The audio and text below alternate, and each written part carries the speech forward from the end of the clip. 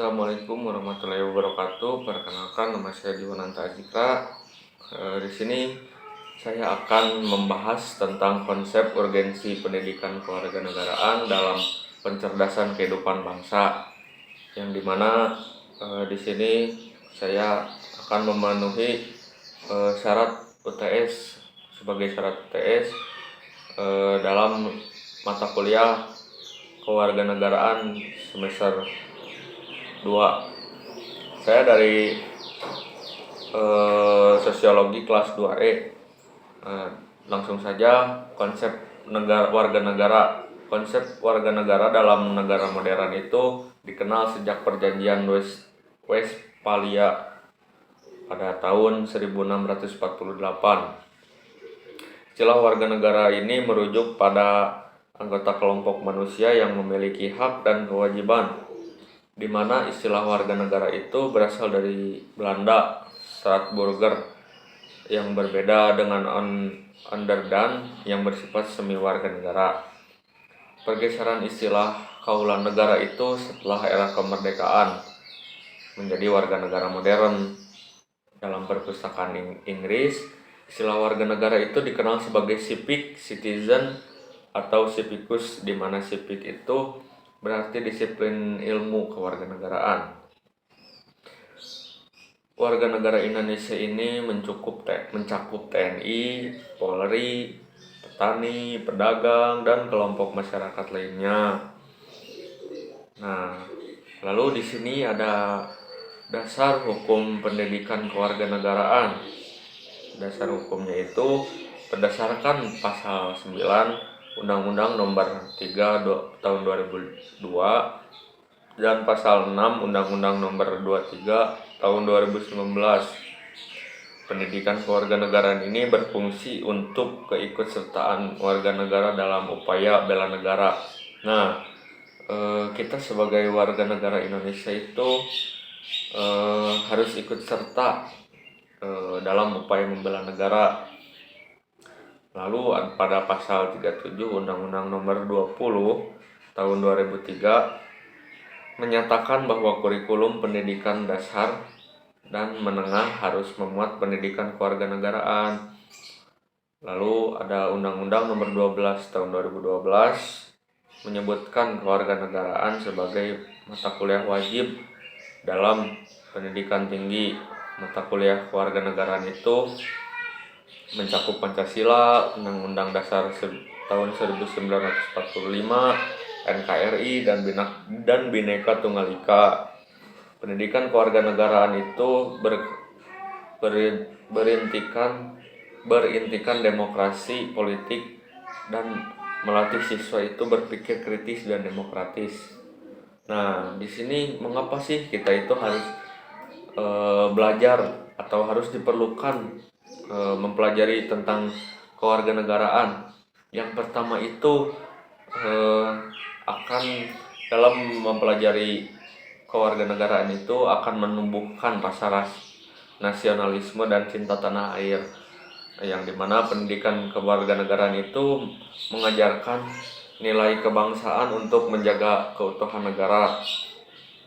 Lalu yang kedua, membentuk warga negara yang baik, mencetak warga negara yang sadar akan hak dan kewajibannya, itu menjunjung tinggi hukum dan berpartisipasi aktif. Lalu yang ketiga, meningkatkan kesadaran konstitusional. Nah, dalam hal ini siswa itu belajar tentang konstitusi, sistem pemerintahan, demokrasi, dan hukum untuk berperan bijak. Lalu yang selanjutnya, mengembangkan sikap toleransi dan demokratis. Nah, dalam mempelajari kewarganegaraan ini kita akan membangun sikap saling menghargai dan menyelesaikan konflik secara damai. Nah, dalam menyelesaikan konflik itu tidak harus untuk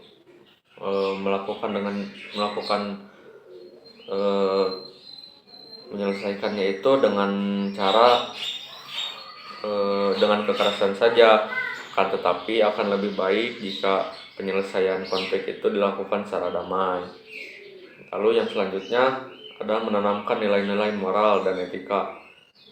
dan menanamkan nilai-nilai kejujuran, contohnya seperti nilai kejujuran, sikap tanggung jawab, berperilaku adil, dan berperilaku peduli terhadap lingkungan sekitar. Lalu di sini ada sumber historis, sosiologis, dan politis tentang pendidikan kewarganegaraan di Indonesia. Nah, secara historis, pendidikan kewarganegaraan itu dimulai lebih jauh sebelum proklamasi kemerdekaan dengan berdirinya organisasi Budi Utomo pada tahun 1908. Lalu organisasi kebangsaan lainnya itu tumbuh untuk menciptakan Indonesia merdeka. Nah, berarti organisasi ini itu lahir sebelum Indonesia merdeka. Nah, lalu yang selanjutnya proklamasi kemerdekaan Indonesia pada 17 Agustus 1945 setelah perjuangan panjang. Nah, lalu secara politis pendidikan kewarganegaraan itu dimulai dikenal dalam kurikulum sejak 1957 dengan istilah seperti kewarganegaraan dan sipik. Secara sosiologis, PKN atau pendidikan kewarganegaraan itu diperlukan. Kenapa sih diperlukan? Ya, untuk menjaga dan memelihara dan mempertahankan eksistensi negara dan bangsa. Nah, selanjutnya ada dinamika dan tantangan pendidikan kewarganegaraan. Dinamika pendidikan kewarganegaraan itu mencakup perubahan kurikulum. Nah, kurikulum yang disesuaikan dengan perkembangan zaman dari KBK, KTSP, kurikulum 2013 hingga kurikulum Merdeka. Lalu yang selanjutnya ada integrasi nilai global dan lokal. Nah, di sini juga kita diajarkan bagaimana nilai-nilai global seperti toleransi HAM sambil mempertahankan nilai lokal. Lalu yang selanjutnya ada penggunaan teknologi dalam pembelajaran. Nah, media digital dan platform pembelajaran daring itu memperkaya metode pengajaran. Contohnya seperti sekarang kita melakukan pembelajaran dengan menggunakan PowerPoint. Ya dulu mana ada gitu PowerPoint. Laptop juga nggak semuanya punya. Nah, lalu ada tantangan dalam melakukan pendidikan kewarganegaraan. Nah, tidak semuanya yang harus kita pelajari itu berjalan dengan lancar, akan tetapi akan ada tantangannya. Yang pertama itu tantangannya kurangnya keteladanan sosial. Ketidaksesuaian antara ajaran dan kenyataan di masyarakat itu dapat menimbulkan skeptisisme. Yang kedua ada rendahnya partisipasi aktif peserta didik. Nah, pendidikan ini sering dianggap sebagai teori saja gitu, dan kurang melibatkan siswa secara aktif. Mungkin banyak juga gitu siswa yang kurang berminat untuk melakukan pendidikan kewarganegaraan atau menjalankannya. Tetapi pendidikan kewarganegaraan itu sangat penting gitu untuk masa depan. Lalu lanjut yang ke selanjutnya, minimnya kualitas pengajar. Nah, tidak hanya siswa saja yang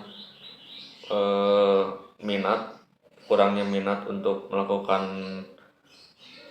pendidikan kewarganegaraan, akan tetapi pengajar juga sangat minim gitu, karena ketidakmampuan pengajar dalam mengajarkan dengan pendekatan inovatif dapat membuat siswa bosan. Nah, sering gitu guru-guru kewarganegaraan itu membuat bosan gitu, karena pembelajarannya itu saja, cara mengajarnya juga itu saja.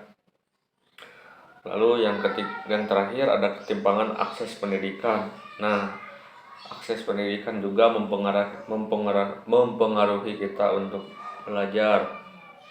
masih menjadi tantangan seperti di daerah terpencil, contohnya di Papua. Ya intinya mas, di daerah-daerah terpencil. Lalu yang selanjutnya ada esensi urgensi pendidikan kewarganegaraan untuk masa depan.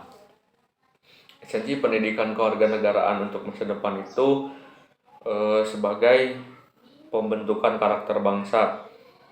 Proses pembentukan karakter ini secara individu yang cinta tanah air dan bertanggung jawab. Lalu ada penanaman nilai-nilai demokrasi dan HAM, mengajarkan kita bahwa penghargaan terhadap perbedaan itu sangat penting. Lalu kesadaran hak dan kewajiban, kita itu diajarkan untuk mempelajari kewarganegaraan itu untuk membangun warga negara yang sadar akan hak dan kewajibannya. Lalu ada pembangunan identitas nasional, menjaga identitas kebangsaan dan budaya di era globalisasi. Lalu ada urgensinya. Nah, urgensinya itu yang pertama, menghadapi tantangan globalisasi. Pendidikan ini diperlukan untuk menjaga nilai-nilai kebangsaan di tengah pengaruh budaya asing. Masuknya budaya asing itu seperti Korea. Banyaklah sekarang mah budaya asing yang masuk ke Indonesia. Yang kedua ada menangkal radikalisme dan disintegritas. Memperkuat wawasan kebangsaan sebagai benteng melawan paham ekstrim. Lalu mempersiapkan pimpinan masa depan. Generasi muda seperti kita itu yang paham politik, hukum, dan etika publik itu akan siap menjadi pemimpin yang adil dan tidak seperti pemimpin-pemimpin sekarang yang ya kita sama-sama tahu. Lalu ada membangun partisipasi aktif warga negara. Partisipasi aktif ini yang dimana pendidikan itu mengajarkan pentingnya partisipasi dalam demokrasi. Lalu yang terakhir, menjaga keutuhan dan kedaulatan bangsa. Warga negara itu berkarakter dan berwawasan kebangsaan dapat mempertahankan keutuhan bangsa. Mungkin itu saja yang dapat saya sampaikan. Mohon maaf kurang lebih mohon maaf mungkin agak terbata-bata saya dalam menjelaskan. Cukup sekian, terima kasih. Wassalamualaikum warahmatullahi wabarakatuh.